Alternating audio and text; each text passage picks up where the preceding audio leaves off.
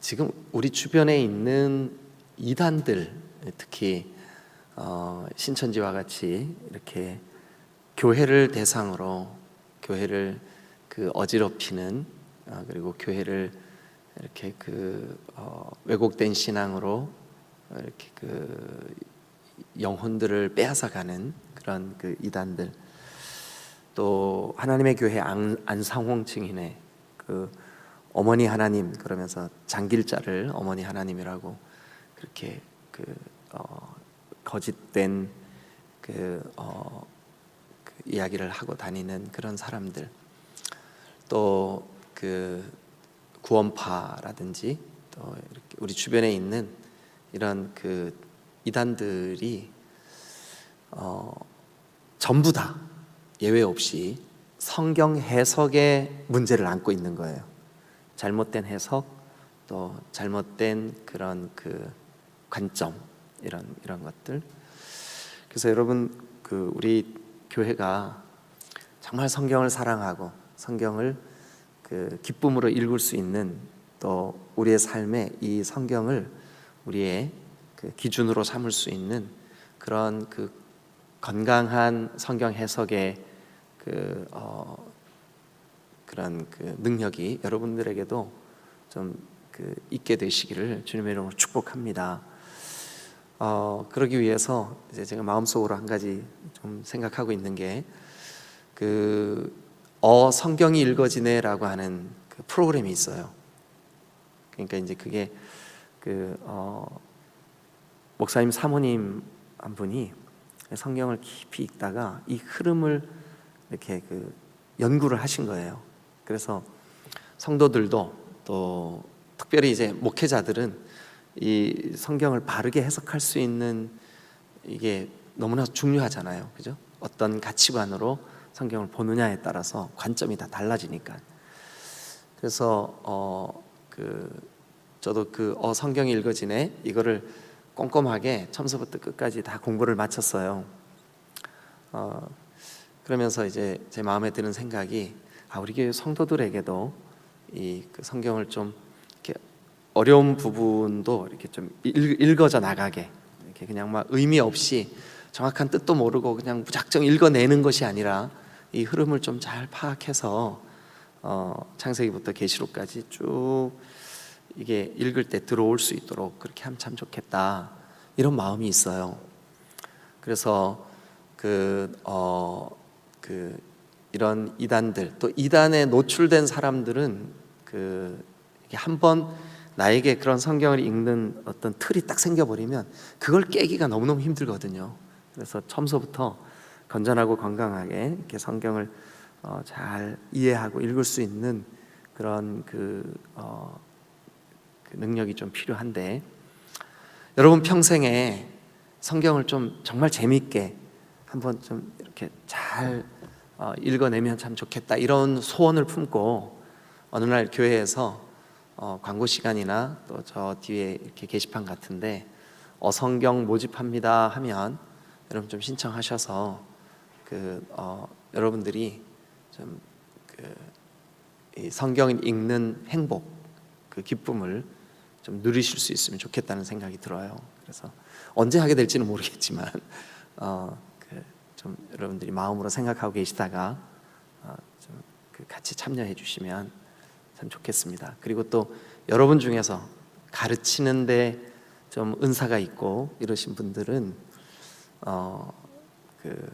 저랑 같이 이렇게 이 성경이 읽어지네, 제가 여러분들을 가르치면, 또 여러분 중에 좀 은사가 있고 가르치는데 기쁨이 있는 분들은 또 다른 분을 좀 이렇게 좀 가르칠 수 있도록, 그렇게 교회가 전체적으로 이 성경을 사랑하고 성경 말씀을 편식하지 말고, 이렇게 내가 좋아하는 것만 이렇게 딱딱 이렇게 하지 말고 전체를 다 볼 수 있는 그런 소양이 갖춰질 수 있으면 참 좋겠다는 생각이 들어요. 그래서 좀 그렇게 마음에 기대해 주시면 고맙겠습니다. 자, 우리 오늘 욥기 19장입니다. 이 욥기 19장은 1절부터 22절까지, 그리고 23절부터 마지막 29절까지 이거 이제 욥의 대답인데요. 욥 어제 18장에 빌닷이 또 말했잖아요, 그죠? 그래서 이제 19장은 또 다시 욥의 대답이에요. 근데 이 욥의 대답이 이게 이제 전부 다 시로 돼 있기 때문에 문장을 나눌 수는 없지만 시로 돼 있는데 주제로 둘로 딱 나눠져요. 1절부터 22절까지는 절망이에요, 절망. 욥의 절망의 상황.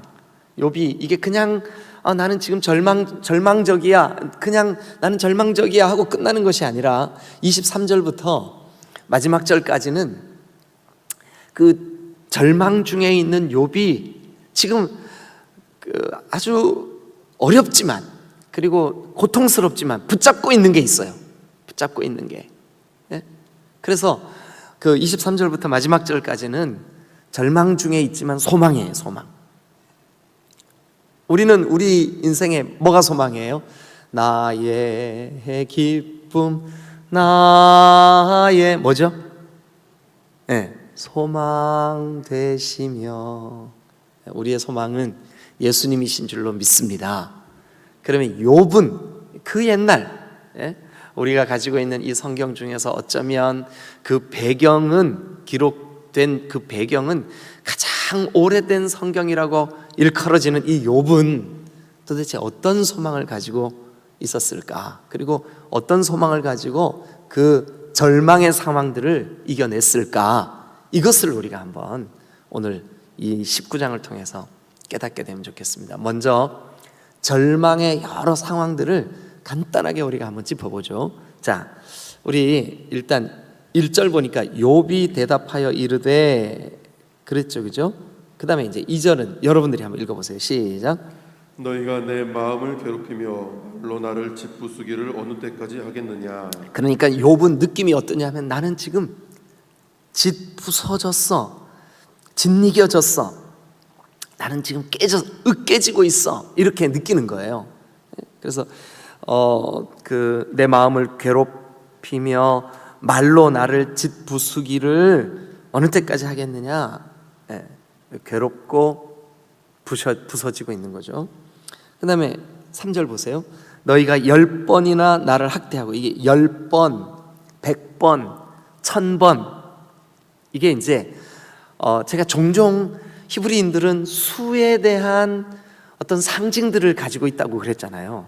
그런데 10, 100, 1000은 10, 100, 1000만, 사울이 죽인 자는 1000이요 다윗이 죽인 자는 10,000이로다 할 때 그 사울이 죽인 자는 1000밖에 안 되고 다윗이 죽인 자는 10,000이다, 이런 뜻이 아니에요. 둘 다 이 시적인 언어로 무슨 뜻이냐면 많다, 이런 뜻이에요. 많다. 그러니까 욥도 너희가 10번이나 나를 학대하고도, 이 말은 뭐냐 하면 너희가 많이 나를 학대하고도, 이런 뜻이에요. 너희가 많이 나를 학대. 그러니까 나는 짓이김을, 그 2절에 내 마음이 괴롭고 나를 짓부수고 그리고 많이 나를 학대하고, 그러면서 또 6절 보니까 읽어봐 주실래요? 하나님이 나를 억울하게 하시고 자기 그물로 나를 에워싸신 줄을 알아야 할지니라. 하나님이 나를 억울하게 하시는, 내가 이 억울한 상황인데 그냥 내버려 두시는군요, 뭐 이런 그 표현이죠. 그리고 7절 보세요. 내가 폭행을 당한다고 부르짖으나 응답이 없고, 그러니까 응답이 없는 것만큼 힘든 일이 없죠. 근데 욥이 지금 그런 느낌으로 지금 살아가고 있어요. 그 다음에 7절에 없고 없구나 찾아보시고 동그라미 한번 쳐보세요. 없고 없구나. 뭐가 없어요? 응답이 없고, 또 뭐가 없어요? 정의가 없구나. 여러분, 우리가 이제 뭐 사람과의 관계 속에서도 그렇고 여러 가지, 어떨 때 여러분들이 속이 상해요? 나는 옳은데 이 옳은 것이 이렇게 반영이 안 될 때 속상하잖아요, 그죠? 그게 이제 욥의 입장에서 볼 때 그런 상황인 거죠. 그 친구들과의 대화, 그리고 여러 가지 이런 상황들 속에서 정의가 없구나, 절망이죠. 그 다음에 8절도 보세요. 그가 내 길을 막아 내 길이 막혔고 또 끝에 보면 내 앞길에 어둠을 두셨구나. 그러니까 한치 앞을 내다볼 수 없는 절망. 그러니까 지금 우리가 1절부터 쭉 보니까 계속 뭐예요? 절망이구나, 절망이에요. 그 다음에 이제 10절도 한번 보실래요? 같이 읽겠습니다. 시작. 사면으로 나를 걸으시니 나는 죽었구나. 내 희망을 나무 뽑듯 뽑으시고. 희망이 뽑혀버렸어요. 희망이 사라진 걸 뭐라 그래요? 절망이에요, 절망. 그래서 그런 절망의 상황이 22절까지나 쭉 지속돼요. 우리 간단하게 한번 제가 요약을 해볼게요. 자, 12절. 그 군대가 일제히 나와서 길을 도두고 나를 그 군대가 나를 친대요. 그리고 내 장막을 둘러 진을 쳤구나. 또 13절. 나의 형제들이 나를 멀리 떠나게 하시니 나를 아는 모든 사람이 나를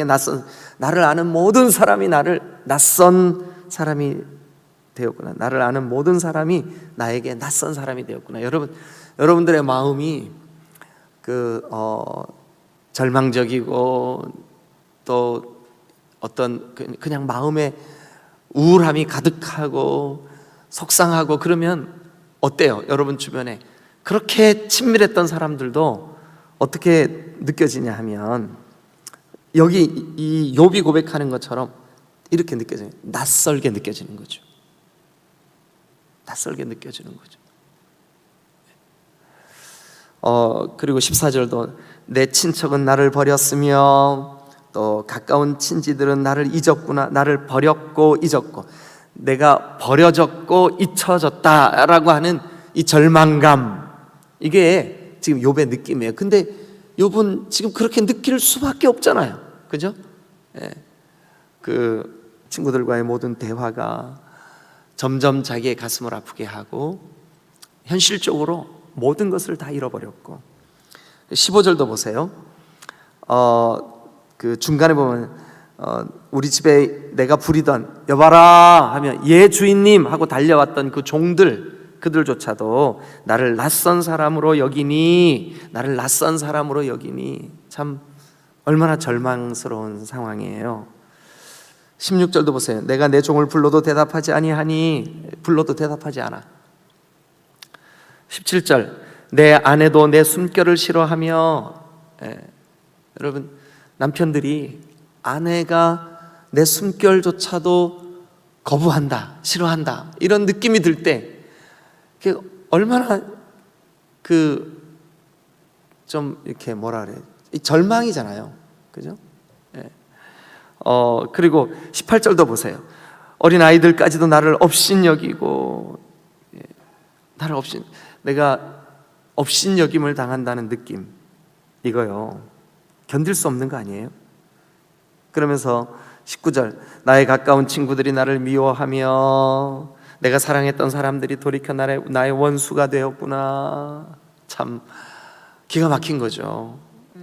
가까운 친구들이 나를 미워하고 또 내가 사랑하는 사람들이 나의 원수가 되고. 20절 한번 읽어보세요, 여러분. 자, 시작.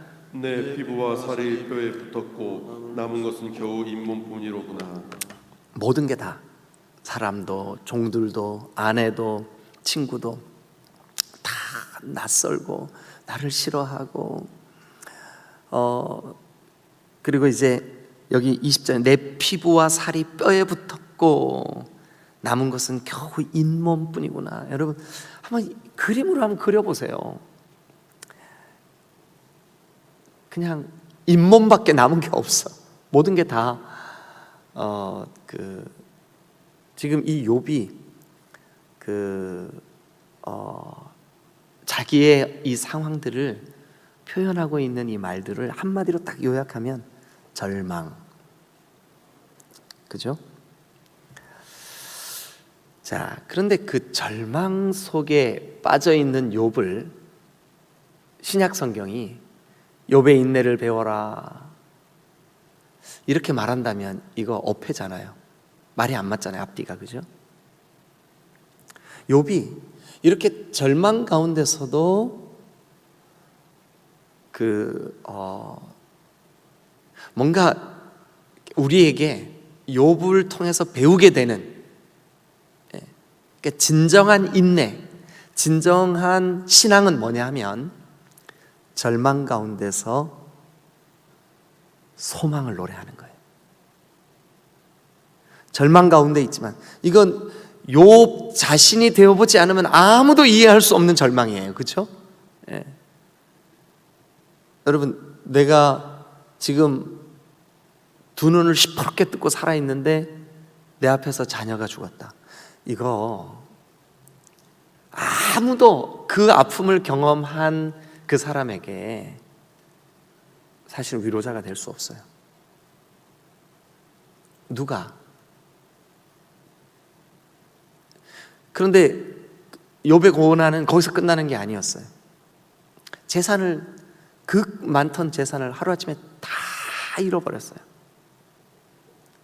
그런데 여러분, 그거보다도 또 더 가슴 아픈 게 한 가지 있다면, 그토록 평생 나와 함께 서로 손을 붙잡아주고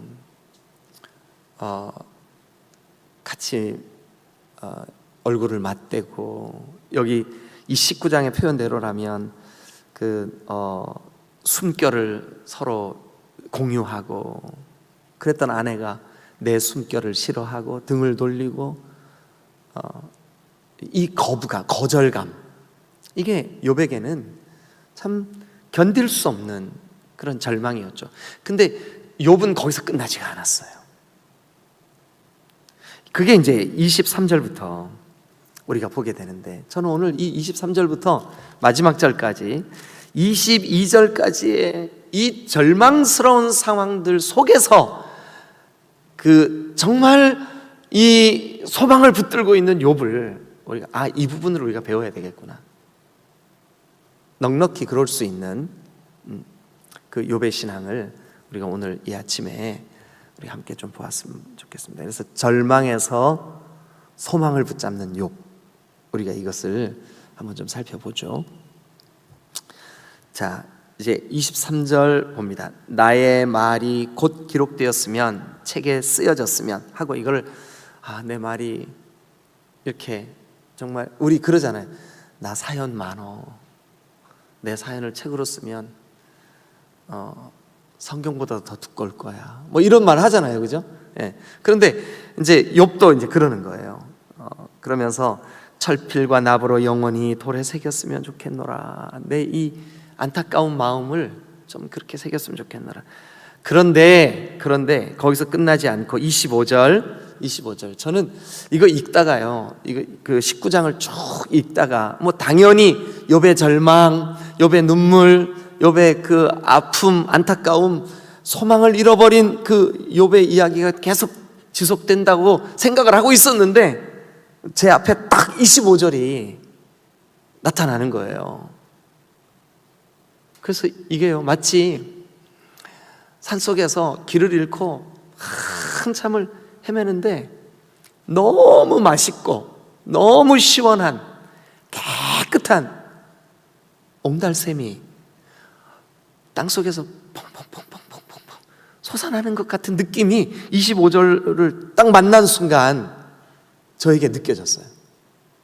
여러분, 25절을 우리 다 같이 한번 읽어보죠. 자, 시작. 내가 알기에는 나의 대속자가 살아계시니 마침내 그가 땅 위에 서실 것이라. 아니, 계속 절망만 노래했는데, 계속 우리도 욥의 그 절망을 읽어내면서 우리도 마음이 괜히 절망스러워졌잖아요. 근데 25절에 딱 와가지고 이렇게 말합니다. 내가 알기에는. 이 말은 여러분, 그냥 나는 이 사실을 알아, 나는 이 사실을 믿어, 나는 이 사실을 붙들고 있어, 이런 의미예요. 그런데 뭐를요? 나의 대속자가 살아계신다. 나의 대속자가 살아계신다. 이게 무슨 뜻이냐면, 대속자 동그라미 치시고요, 옆에다가 이렇게 쓰세요. 고엘. 어디서 많이 들어본 말인데, 어디서 들어본지 아시는 분? 이거 아시고 대답하시면 내일 아침에 떡 한 덩어리 드릴게요. 아니 진짜 내일 아침에 떡 한 덩어리 드릴게요. 어디서 봤죠? 고엘. 예? 아니 크게 해야 누가 알아맞혔는지 제가 마스크를 써가지고 왜요? 그러니까 누가 말했든지 이게 잘 모르겠어요. 어디에서 보셨어요? 룻기에서 보셨습니다. 룻기. 누군데요?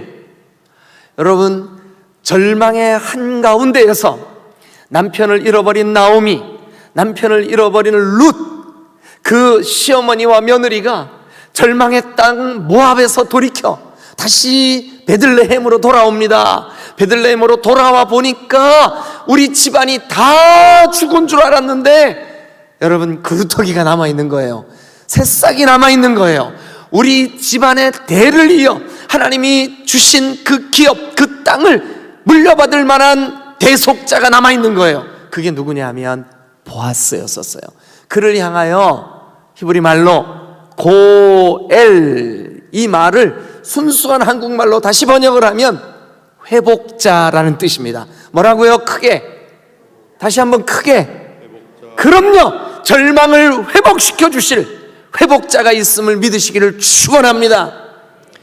자, 이것을 큰 제목으로 구약 성경의 모든 믿음의 사람들이 고엘, 즉 우리에게 회복자를 보내주실 것이다, 우리에게는 회복자가 계신다, 이 거룩하신 하나님이 우리를 구원하실 메시아를 보내주신다. 그러니까 회복자 신앙, 고엘 신앙과 뭐가 딱 맞닥뜨려 있냐면 메시아가 맞닥뜨려 있어요. 그래서 이새의 뿌리에서 한 싹이 난다. 이새가 누군데요? 다윗의 아버지. 다윗이 왜 뿌리가 중요한데요? 그 싹이 왜 중요한데요?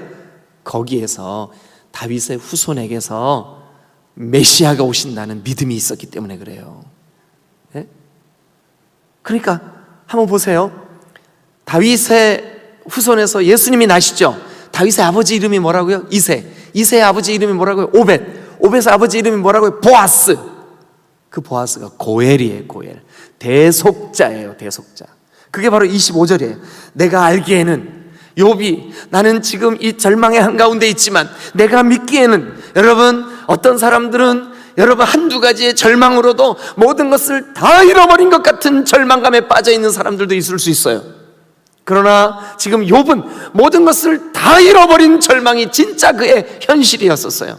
그런데 그럼에도 불구하고 그 절망의 늪에 빠져 있는 욥보다 더 심각한 문제를 안고 있는 사람이라 할지라도 고엘, 즉 나의 대속자, 나의 메시아, 나의 그리스도, 나의 예수님, 여러분, 하나님이 거룩하신 예수 그리스도를 나에게 보내주실 것이다. 그분은 지금 살아계신다. 여러분, 물론 욥이 예수 그리스도라고 하는 그 이름을 알았다는 뜻이 아닙니다.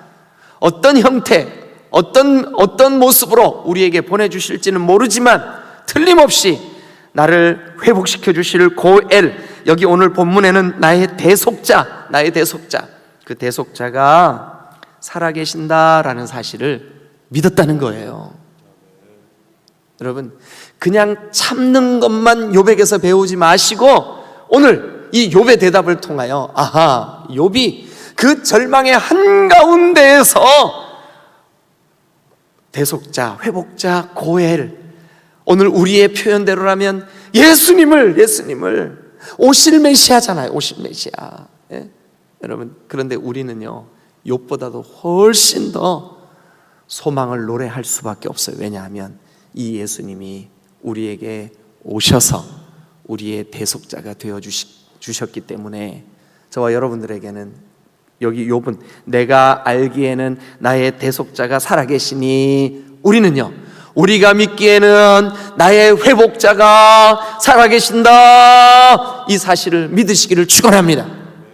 그래서 기억하십시오. 여러분, 메시아 소망은 절망을 이기는 힘입니다. 아멘. 메시아 소망은 절망을 이기는 힘입니다. 오늘도 똑같습니다. 우리가 우리의 삶에 여러 가지 절망스러운 일들이 있을 수 있어요. 언제 어디서 절망이 찾아올지 몰라요.